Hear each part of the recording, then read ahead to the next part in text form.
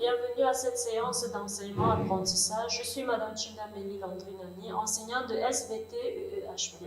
Je suis votre accompagnatrice pour ces leçons de sciences en classe de SVT-EEHP en classe de première. Nous commençons notre séance de ce jour par corriger le devoir laissé lors de la dernière. Alors, le devoir était le suivant. Les figures A, B et C ci-dessous présentent des étapes de la division cellulaire. Vous observez attentivement les différentes figures, puis vous répondez aux questions. La première, nommer ces étapes et relever pour chacune d'elles 2 caractéristiques fondamentales. Deuxième question, préciser l'étape absente, la schématiser et la noter en considérant 2n est égal à 6 chromosomes. Il y a eu une omission, 2n est égal à 6 chromosomes. 3. Classer toutes ces étapes dans l'ordre chronologique du déroulement de la mitose. Passons à la correction du dit devoir. Alors, première question, on nous demande de nommer et caractériser, de nommer chacune des étapes et donner 2 caractéristiques fondamentales. La première étape que nous avons représentée ici en A, c'est la prophase. Prophase, pourquoi? Parce que nous pouvons remarquer qu'il n'y a plus de membrane nucléaire et puis tous les chromosomes sont présentés en amas. Ils sont encore un seul amas qui se condense progressivement. Les chromosomes sont en train de se condenser progressivement, formant un seul amas. Ici, donc, on parle de prophase. L'étape B, par contre, est la télophase. Télophase parce qu'on peut bien voir, on peut bien observer notre scission, la ligne de scission de notre cytoplasme, la ligne de division du cytoplasme. Par ailleurs, on a 2 lots de chromosomes, 2 amas chromosomiques distincts qui constituent dans les 2 noyaux de l'autre cellule. On a dans la réapparition de la chromatine ces chromosomes qui se sont décondensés, qui forment un amas. On les appelle donc désormais la chromatine, forme la chromatine, avec la disparition du fuseau achromatique et des astères. L'étape C. En C, nous avons la métaphase. Métaphase parce que nous pouvons remarquer que nos chromosomes sont au niveau de l'équateur de la cellule, sont tous regroupés au niveau de l'équateur de la cellule, et ceci par leur centromère, formant donc la plaque équatoriale. Par ailleurs, ces chromosomes sont bien condensés et donc visibles. Alors, quelle est l'étape qui n'a pas été présentée? On nous a parlé en A de la prophase, en B de la télophase, en C de la métaphase. L'étape qui manque, c'est donc l'anaphase. Et l'anaphase, si on nous fait un schéma annoté d'une cellule en anaphase avec 6 chromosomes, on obtient à peu près ceci. On constate donc que pendant l'anaphase, on a bien notre fuseau achromatique qui est toujours là, mais on a les lots de chromosomes, 6 chromosomes de chaque côté, parce que les chromosomes de chaque côté, je précise bien, parce qu'on a ici la caractéristique de l'anaphase, c'est cette fissuration des chromosomes au niveau du centromère et donc séparation des chromosomes fils qui vont migrer chacun vers l'un des pôles de la cellule. On peut donc remarquer que désormais, nos chromosomes ont une seule chromatide chacun et ils sont en train de migrer vers chacun vers l'un des pôles de la cellule. On a bien l'anaphase à ce moment. Pour la troisième question, on nous demande de classer ces différentes étapes de la mitose selon l'ordre chronologique du déroulement du phénomène. On a déjà toutes nos 4 étapes, nos 4 phases de la mitose. S'il faut les classer, on va commencer par l'étape A, bien entendu. L'étape A qui présente la prophase, c'est la première phase de la mitose. Ensuite, nous aurons l'étape C, la métaphase, qui est la deuxième étape de la mitose. L'étape 3. L'étape qu'on présente ensuite, la troisième phase, c'est l'anaphase. L'anaphase qui est la troisième phase de la mitose et enfin la télophase qui est donc notre quatrième et dernière phase de la mitose.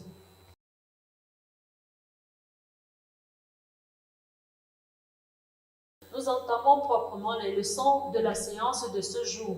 Nous restons dans la séquence numéro 1 portant sur l'identité biologique des organismes.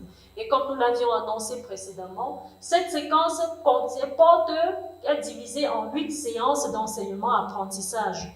Et la séance de ce jour est dans la 7e séance intitulée « Notion des cycles cellulaires ».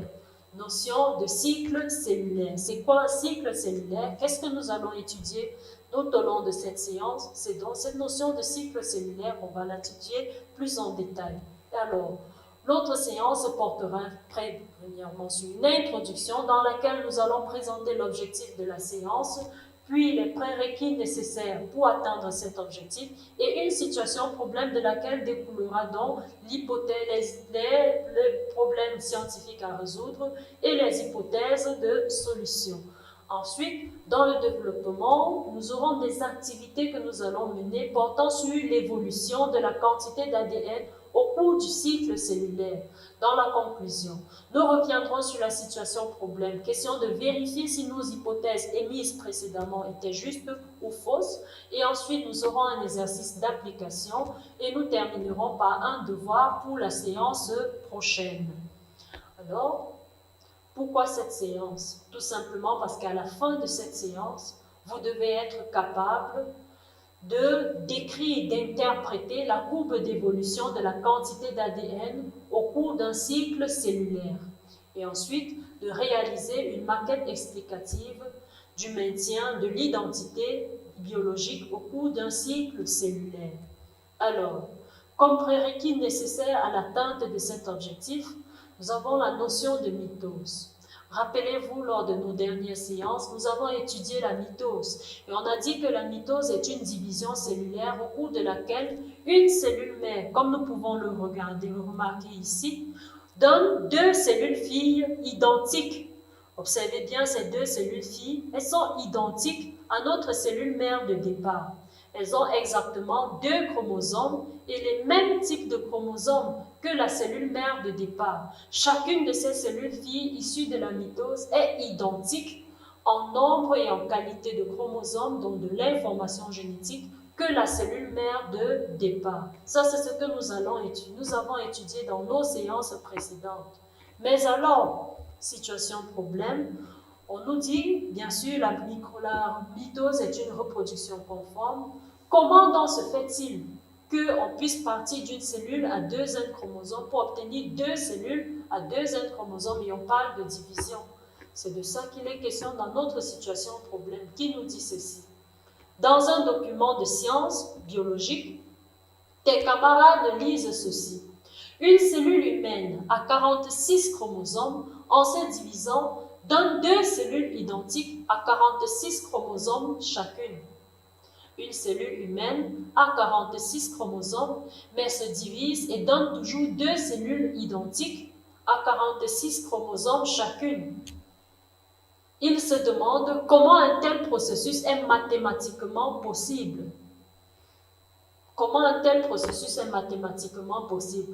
En temps normal, on se serait attendu à ce que, en se divisant comme la cellule a 46 chromosomes, qu'elle nous donne plutôt 2 cellules ayant chacune 46 divisé par 2, ça fait 23 chromosomes. Mais comment se fait-il qu'au terme de la division, on n'ait non pas 23 chromosomes dans chacune des cellules filles, mais on se retrouve encore à 46 chromosomes dans chacune de ces cellules filles? Est-ce vraiment une division? Qu'est-ce qui s'est passé? Pourquoi on obtient toujours 46 chromosomes dans chaque cellule fille? Voilà le problème à résoudre tout au long de cette séance d'apprentissage. Expliquer la conservation du nombre de chromosomes et donc de la quantité d'ADN à l'issue d'une division cellulaire. Pour résoudre ces problèmes, des hypothèses nous sont proposées. La première, les chromosomes de la cellule mère se coupent en 2 et chaque cellule fille hérite d'un segment de ce chromosome. Deuxième hypothèse, les cellules doublent leur quantité d'ADN avant d'entrer en mitose, avant d'entrer en division, avant de se diviser. Troisième hypothèse, les chromosomes fissurés à 2 quantités d'ADN partagent leur quantité d'ADN, leur chromatide, entre les nouvelles cellules formées. Ces différentes hypothèses ainsi présentées sont-elles justes? Nous les vérifierons progressivement tout au long de nos différentes activités d'apprentissage. Et nous passons de fait à ces activités qui portent effectivement sur l'évolution de la quantité d'ADN au cours du cycle cellulaire. Que se passe-t-il? Comment se déroule, comment évolue l'ADN, la quantité d'ADN au cours du cycle cellulaire? Cette activité d'apprentissage vise donc à décrire et interpréter les courbes d'évolution de la quantité d'ADN au cours d'un cycle cellulaire. Nous serons donc capables, au terme de cette séance, au terme de cette activité, non seulement de décrire la courbe d'évolution de l'ADN au cours du cycle cellulaire, mais aussi de l'interpréter, de dire ce que signifie chacune des modifications, des variations que nous pourrons observer dans cette quantité, dans cette évolution de la quantité d'ADN. Pour cela, nous avons cette image, bien sûr, qui ne nous présente pas l'évolution de la quantité d'ADN, mais qui nous présente un cycle cellulaire en général. À partir de ces étapes, de cette image, on nous demande d'identifier, de nommer, en plus de la mitose, l'autre étape du cycle cellulaire. Nous pouvons donc reconnaître sur ces schémas les différentes phases de la mitose. On a ici la prophase, la fin de prophase, la métaphase, l'anaphase, fin anaphase et la télophase. Voilà donc les différentes étapes de la mitose. Et nous constatons qu'il y a une dernière phase qui est présentée ici. Entre la télophase et la prophase, c'est l'interphase. L'interphase n'étant pas une étape de la mitose, n'étant pas une phase de la mitose, on peut donc dire qu'en plus, dans le cycle cellulaire, en plus de la mitose, on a une étape qui est donc l'interphase. Ce qui nous ramène au schéma suivant. Dans ce schéma, on nous présente une courbe d'évolution de la quantité d'ADN en fonction du temps, et ceci au cours du cycle cellulaire. Observez attentivement cette courbe et relevez les principales étapes du cycle cellulaire. Ensuite, précisez les phases de chacune de ces étapes, analysez et interprétez le graphe, cette courbe qui nous est présentée, et définir cycle cellulaire. Alors, les étapes du cycle cellulaire, comme nous pouvons le remarquer, nous avons ici, on nous dit qu'un cycle cellulaire, c'est tout cet ensemble-ci. Nous partons de ce point vers cet autre. Et nous pouvons donc remarquer qu'en partant de là, de ce point pour cet autre, on a deux étapes qui nous sont présentées principalement. La première étape, c'est l'interphase et la seconde, c'est la mitose. On peut donc en déduire que le cycle cellulaire a deux étapes, l'interphase et la mitose. Deuxième question. On nous demande de décrire, de citer les différentes phases de chacune de ces étapes. Pour l'interphase, nous remarquons que dans l'interphase, on a une première phase qui est appelée G1, une deuxième phase qui est appelée S et une troisième phase qui est appelée G2. On dit donc que l'interphase est divisée en trois étapes, en trois phases, G1, S et G2. Pour la mitose, on l'a vu dans nos leçons précédentes, elle est faite de trois phases. La prophase, la métaphase, l'anaphase et la télophase. Voilà les quatre phases de la mitose. On nous demande ensuite maintenant d'analyser la courbe, le graphe, pour chacune de ces phases qu'on a citées ainsi. On peut donc constater qu'en G1, dans la phase G1, la quantité d'ADN est constante, elle ne change pas. On a une ligne droite, une constante, qui ne change pas, elle ne monte pas, elle ne descend pas, elle ne monte pas, elle ne diminue pas. Elle est donc constante. On dit que la quantité d'ADN ne varie pas. Elle est constante et égale à Q, comme représenté sur notre repère. Alors qu'en phase S, la quantité d'ADN augmente, elle double même carrément, passant de Q à 2Q. Elle passe de Q à 2Q. On dit donc que pendant la phase S, la quantité d'ADN double dans la cellule. De sorte qu'en phase G2, la quantité d'ADN, bien qu'étant constante, ne changeant pas, elle est constante, n'est pas égale à Q comme en G1, mais plutôt à 2Q. Alors, En phase M, c'est-à-dire pendant la mitose, on constate que la quantité d'ADN diminue de moitié. Diminuer pourquoi? Parce qu'on passe de 2 Q, 2 quantités, à une quantité, à 1 Q. On passe donc de 2 quantités à une seule quantité. Et on retourne à la phase G1, au cours de laquelle on est à nouveau constant et égal à une seule quantité. Voilà donc ce qui ressort de l'analyse de cette courbe. On constate que pendant le cycle cellulaire, pendant les phases G1 et G2, la quantité d'ADN est constante, mais la valeur est différente. On a une quantité pendant la phase G1, mais 2 quantités pendant la phase G2. Ce qui suppose donc que pendant la phase S, comme on peut le voir, la quantité a doublé. Que s'est-il passé? Que signifient toutes ces variations?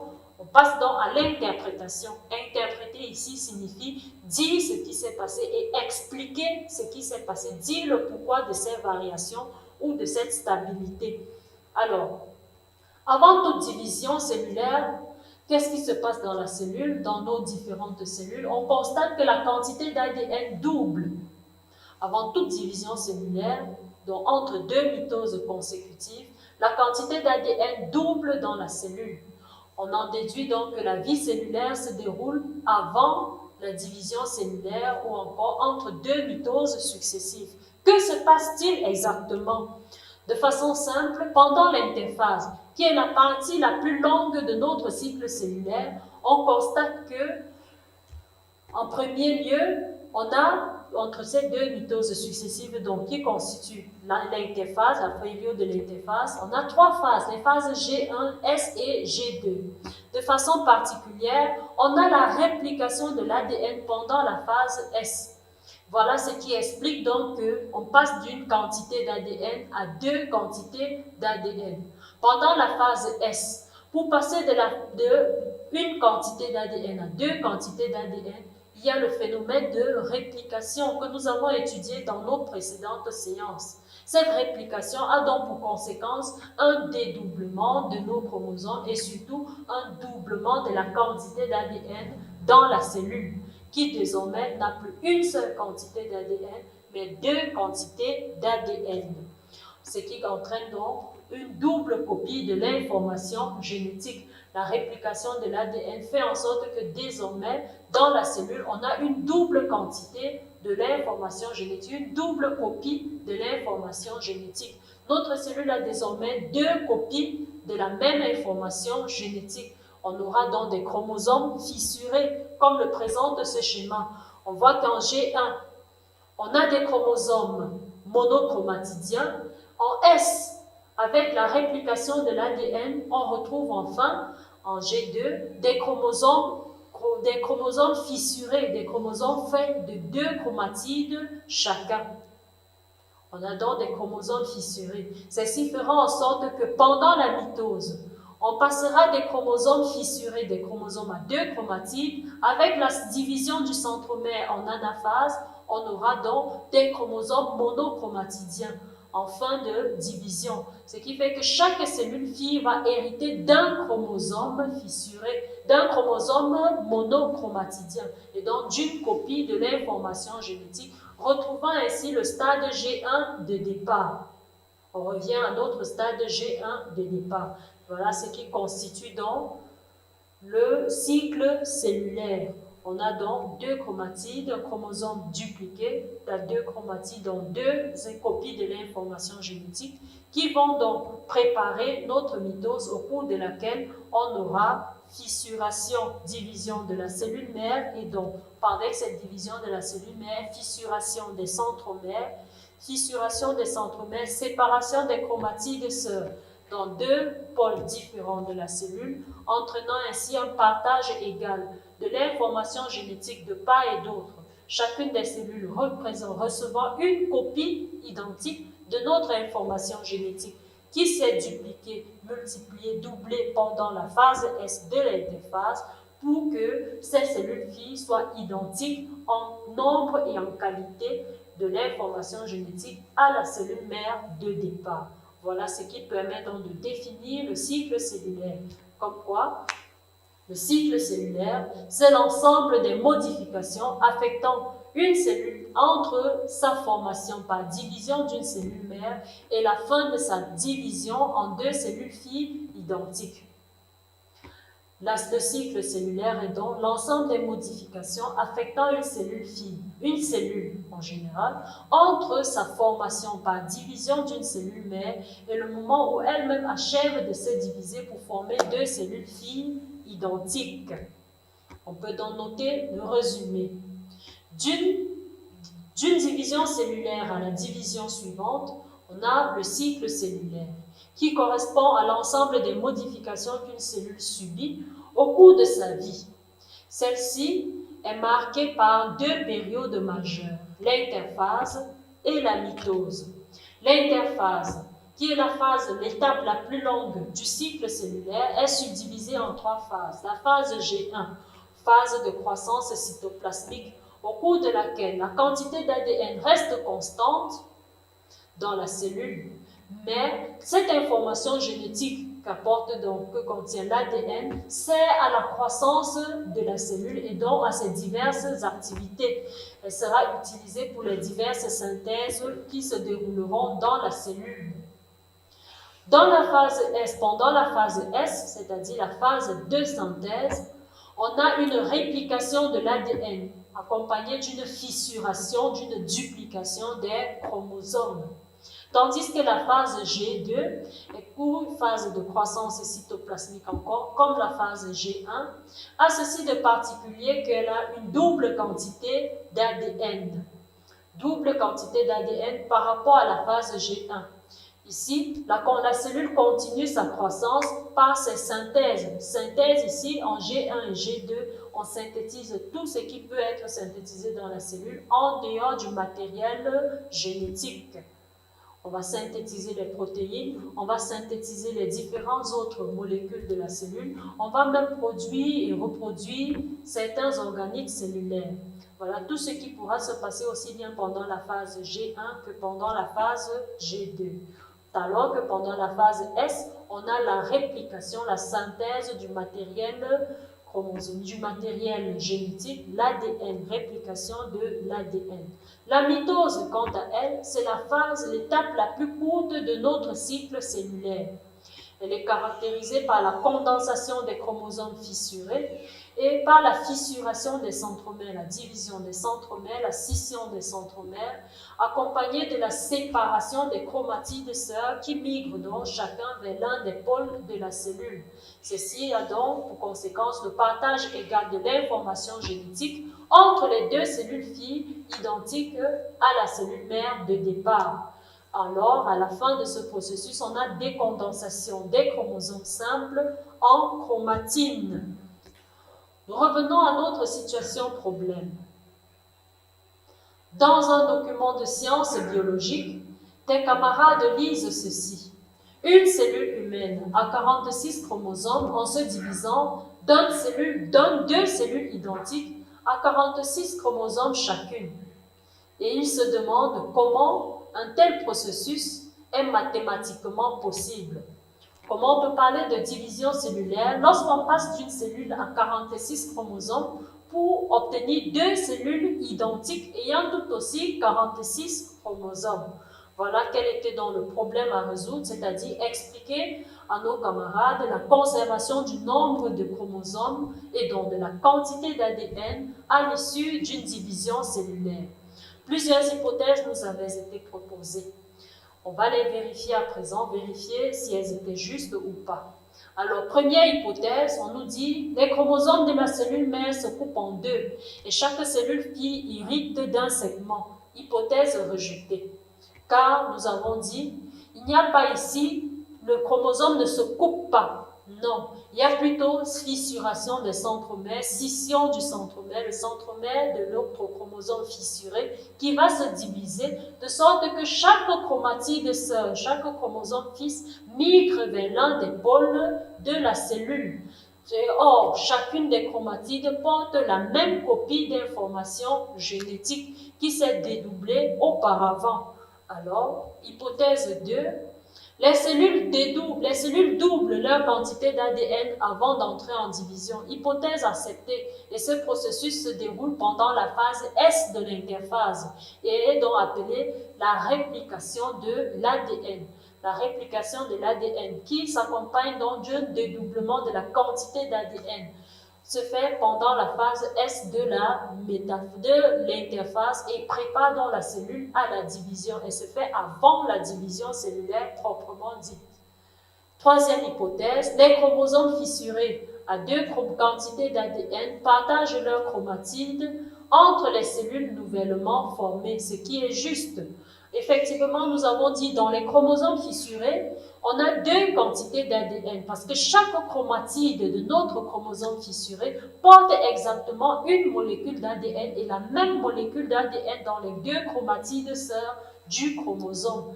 Et au moment de l'anaphase, de mitose, il y aura division du centromère, fissuration du centromère, entraînant la séparation de nos deux chromatides sœurs, de nos deux chromosomes fils désormais, dans des cellules différentes, de sorte que ces deux cellules obtenues en fin de mitose aient exactement la même information génétique.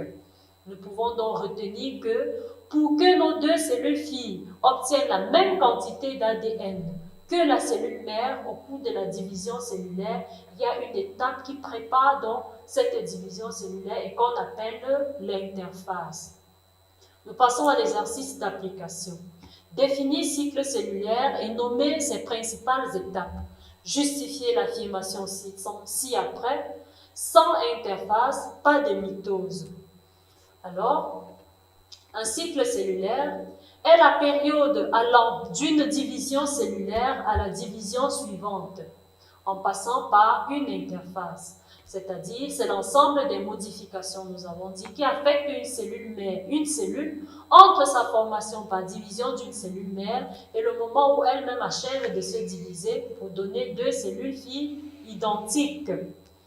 Eh bien, les principales étapes de notre cycle cellulaire sont donc l'interphase et la mitose.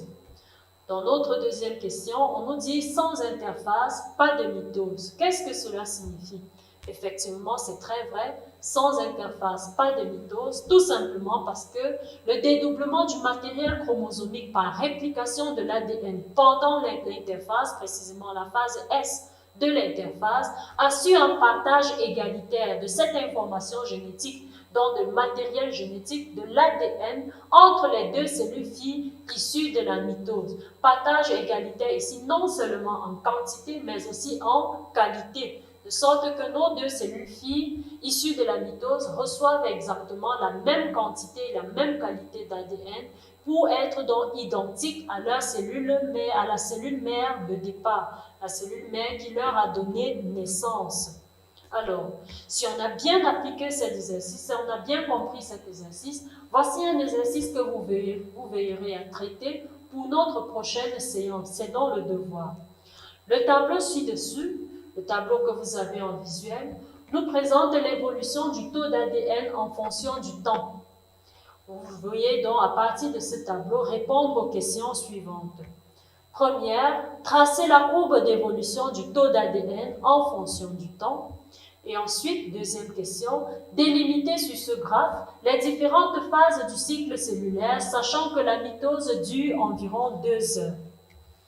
Alors, si vous traitez ce devoir, et je vous le souhaite, gardez-vous en bonne santé et retrouvons-nous pour notre prochaine séance qui portera sur les rôles de la mitose.